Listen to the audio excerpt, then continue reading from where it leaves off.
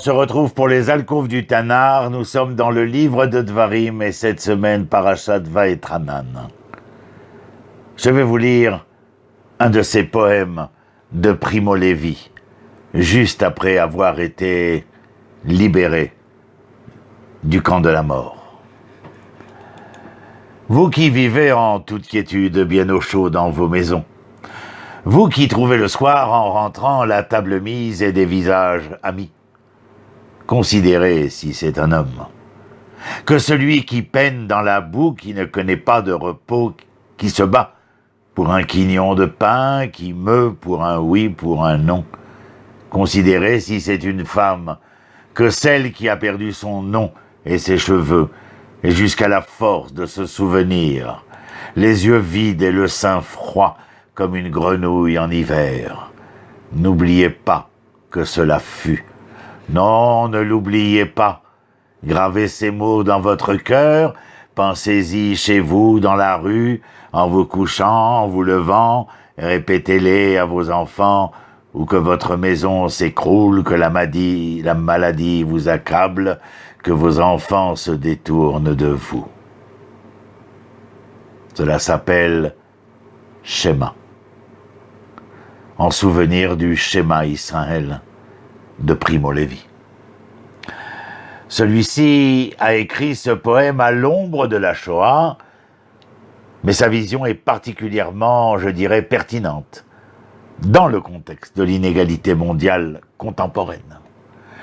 Cela interpelle tous ceux qui vivent, vous l'avez entendu, dans le confort, tandis que d'autres vivent dans la précarité, dans la privation. Pourquoi Primo Levi utilise-t-il le cadre du schéma pour le faire? Situé au centre de la sidra de cette semaine, de notre Torah, le schéma Israël est une prière déclarant la singularité de Dieu. Écoute Israël, Shema Israël, Hashem Elokeinu, le Seigneur est notre Dieu, Hashem Echad, le Seigneur est un. Cette prière est répétée 2 fois par jour, le matin et le soir. Il s'agit souvent de la première prière enseignée à un enfant, et comme on le sait, le schéma a été récité comme le dernier mot de nombreux martyrs juifs. Primo Levi, en titrant son poème Schéma, tente de redéfinir cette prière traditionnelle. Son poème commande de ne pas se focaliser sur l'unité de Dieu seulement, mais sur un sous-ensemble de ses créatures, des personnes vivant dans la pauvreté, je l'ai dit, la privation, je le réitère, la précarité et le chaos. Lévi insiste sur le fait que notre peuple devrait écouter la souffrance humaine. Selon le schéma, ces sons et images devraient être gravés dans notre cœur et nous suivre tout au long de notre journée. Effectivement, ils devraient être les cadres de notre expérience. Comment allons-nous entendre cette souffrance? Dans un sens, cela n'a jamais été aussi simple. Avec un clic de souris aujourd'hui, on peut accéder à des informations détaillées sur un nombre trop multiple de tragédies dans le monde. On peut recevoir des mises à jour sur ce qui pouvait se passer au Darfour, au Zimbabwe ou en Birmanie, et trop d'autres en proie à la violence, la barbarie, la pauvreté, la maladie. Mais mes chers amis, écouter ne suffit pas. Il faut entendre le verbe schéma et ses significations supplémentaires. Il désigne également faire, obéir, jouer, agir. Peut-être que Primo Levi a intitulé son poème Schéma, précisément pour ses multiples significations. Il voulait inciter son lecteur, par le biais d'images graphiques et douloureuses, à passer à l'action. Emmanuel Levinas, célèbre philosophe juif contemporain de ces années-là, a décrit le schéma traditionnel comme un réveil. Écoutez, Israël. Je lis les malédictions de clôture du poème comme un avertissement pour aujourd'hui. Si nous ne nous réveillons pas, si nous n'entendons point, si nous n'utilisons pas nos privilèges pour améliorer la situation de ceux qui souffrent de privation, nous nions notre propre pouvoir de créer un changement.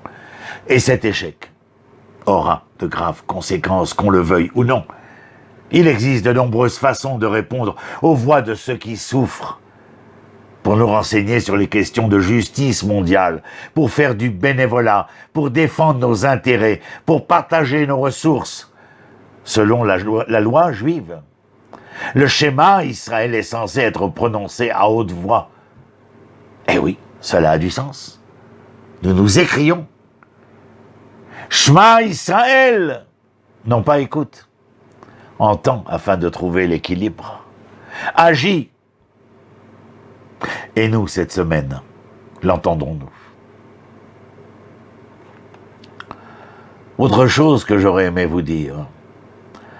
Le deuxième récit du Décalogue, c'est-à-dire des 10 commandements, décrit dans cette paracha, dans cette sidra, est source de nombreuses investigations.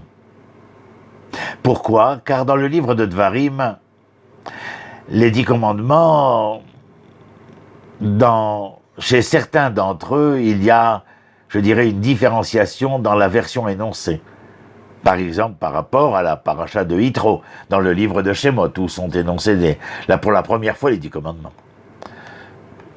Une différence évidente est la raison invoquée pour, par exemple, observer le Shabbat. Dans Shemot, il est écrit quoi? Il est bon que vous le sachiez. Car en 6 jours, l'Éternel a fait le ciel, la terre, la mer, et tout ce qu'il renferme, il s'est reposé le 7e jour. Vous avez bien entendu ce qui est écrit dans Shemot. Voyons ce qui est écrit dans Dvarim, c'est-à-dire dans notre paracha. Et tu te souviendras que tu fus esclave au pays d'Égypte et que l'Éternel, ton Dieu, t'en a fait sortir d'une main puissante et d'un bras étendu. Donc vous avez entendu avec moi le livre de Shemot dire que nous devrions nous reposer le 7e jour à l'imitation de Dieu lors de la création. Mais dans Dvarim, au chapitre 5, verset 15, l'accent est mis sur notre besoin de repos en tant qu'être social. Une autre différence, c'est que dans le livre de Shemot, au chapitre 20 qui nous intéresse,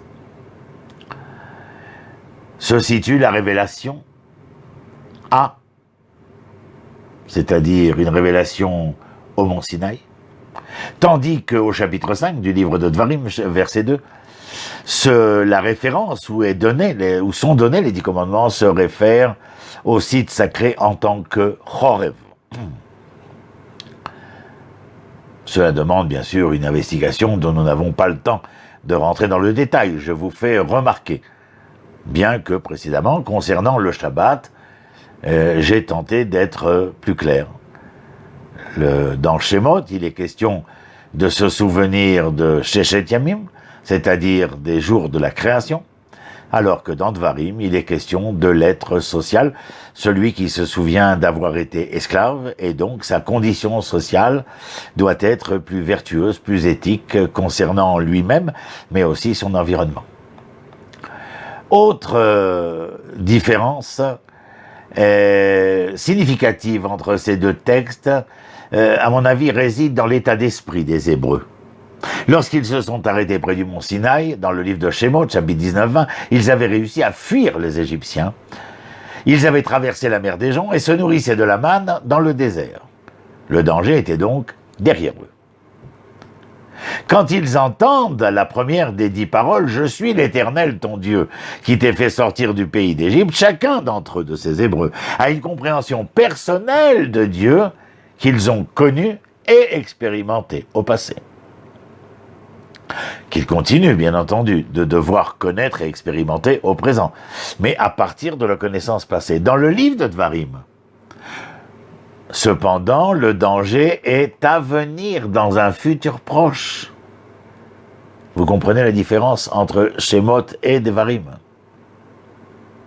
Parmi ceux qui entendent l'énoncé des commandements par Moshé cette fois, pratiquement aucun n'a réellement fui l'Égypte. Vous le savez, la génération d'Égypte, durant les 40 ans, est morte dans le désert pour avoir refusé, diffamé le projet divin, c'est-à-dire celui de rentrer en Eretz Israël. Un peu plus tôt, certes, ils furent peut-être les témoins du refus de leurs parents, car ils ne sont pas tous morts d'un seul coup. Parents rebelles, qui refusèrent de se battre pour la terre d'Israël et d'y habiter, dans le livre de Bamidbar, au chapitre 13 et 14. Mais à ce moment, là où nous parlons dans le livre de Dvarim, rares sont ceux qui ont encore un parent vivant. Les géants de leur jeunesse, Moshe, Aaron et Myriam, sont tous morts ou bien disparaîtront prochainement. Ces Hébreux-là, pardon,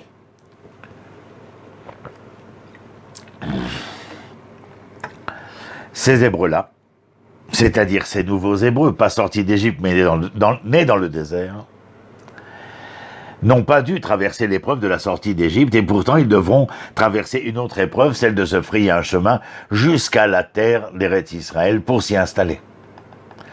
Dans le livre de Shemot, les Hébreux sont préoccupés par le présent. Dans Dvarim, ils sont tournés vers le devenir.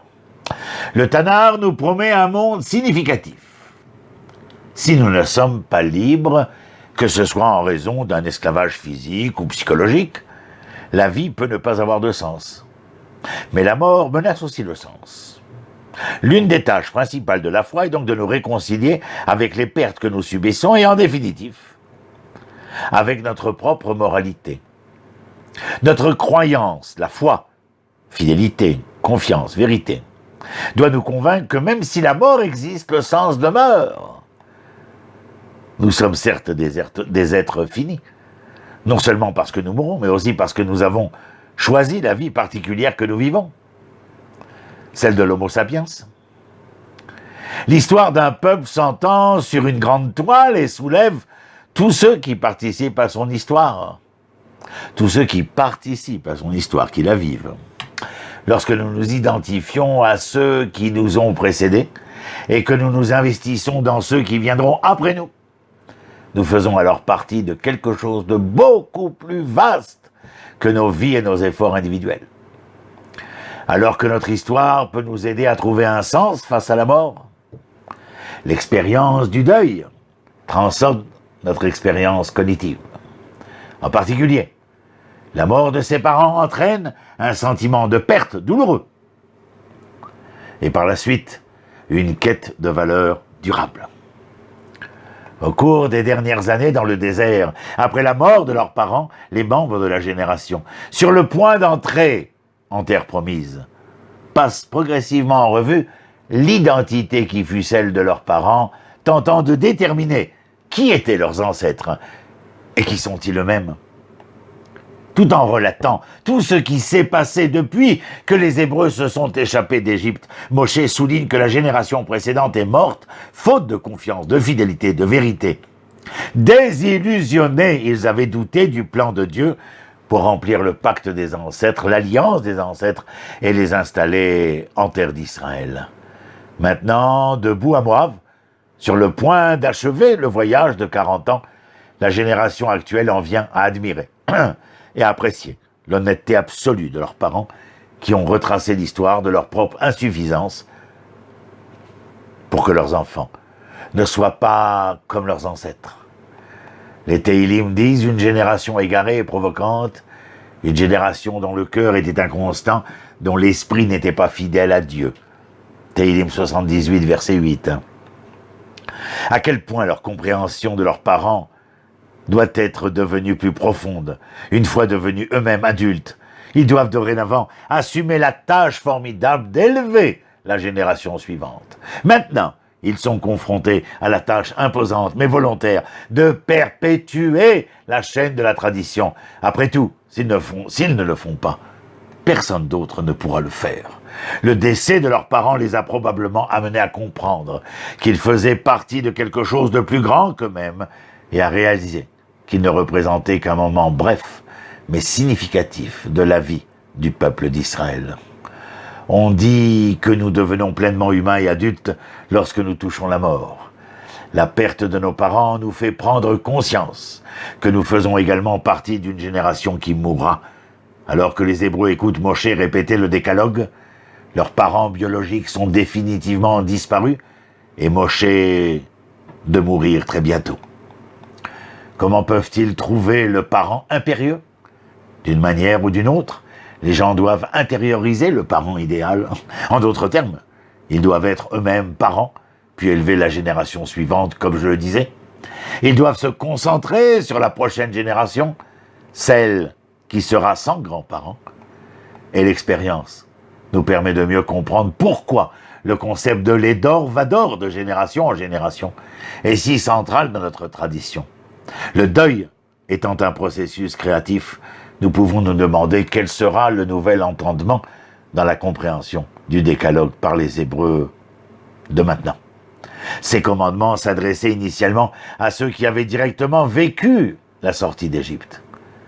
Si ces mots devaient avoir la même force pour les générations suivantes, ils devraient comprendre le mot Égypte pour représenter toutes les manières dont ils sont enfermés, dégradés, réduits en esclavage. Ainsi, alors que ceux qui sont sur le point d'entrer en terre d'Israël entendent Moshe répéter ces mots, ils pensent à l'Égypte de la perte et au long et dur labeur du deuil. Le Dieu qui les a fait sortir d'Égypte devient le Dieu qui les réconforte, sèche leurs larmes et les encourage à continuer leur chemin après l'enterrement de leurs parents dans le désert. Un Dieu de réconfort qui devient un ajout crucial à la manière dont les Hébreux comprennent celui qui les a libérés d'Égypte d'une main puissante. Alors qu'ils se préparent à s'installer sur la terre d'Israël et à faire face aux vicissitudes de la prochaine partie de leur formation en tant que peuple d'Israël, cette révélation du divin va s'avérer particulièrement importante. Je vous souhaite Shabbat Shalom, en espérant que ces propos puissent vous amener à penser par entente, à comprendre par écoute et à faire en sorte que notre génération, celle qui d'une certaine manière est aussi sortie d'Égypte, celle qui pour beaucoup d'entre nous n'a toujours pas de grands-parents, mais qui sont devenus eux-mêmes les grands-parents de nos enfants israéliens, de nos petits-enfants israéliens, de cette génération qui tend inexorablement à retrouver l'hébreu qui se cachait dans le juif que nous fûmes durant les pérégrinations exiliques. Shabbat Shalom, depuis les plaines de Mamré, proche de Hebron. Je vous dis à très bientôt, c'est-à-dire à la semaine prochaine. Shalom, shalom.